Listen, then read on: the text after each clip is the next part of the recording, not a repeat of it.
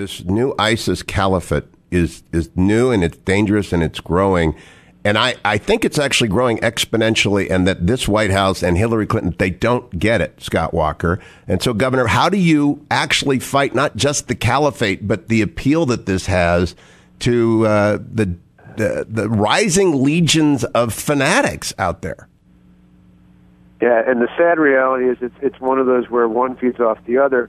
I think there's this false mentality from both Obama and Clinton that somehow Iran can defeat ISIS for us, and instead, it's just the opposite. That by this faulty mindset that you can contain ISIS while appeasing Iran only leads to both growing. I mean, the anarchy of that is just amazing. Instead, we need to eradicate ISIS and push back on Iran.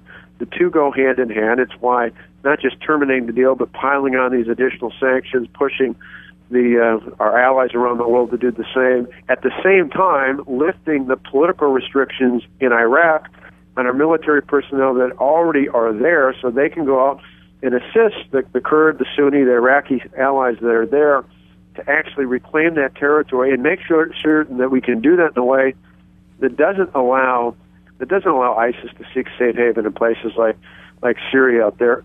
These are all interconnected, and it's one where we certainly need to be prepared to know that this isn't a short-term answer. This is a generational issue. It's going to take us some time. We certainly can start by lifting those restrictions. It may require more military personnel in the future, but we can't know that until we lift the political restriction and allow our personnel already there to do what they're trained to do. I'll give you a good example. We've got, as you know, Hugh, we've got military personnel there as air controllers that could bring down with absolute precision through laser-guided technology airstrikes. And I remember talking to the generals earlier this year who said the airstrikes, sadly, in Iraq are kind of like a drizzle. We need a thunderstorm. We have the capacity to bring in thunderstorms of airstrikes, but we're not allowed to under the political restrictions, not the military, but the political restrictions of this administration.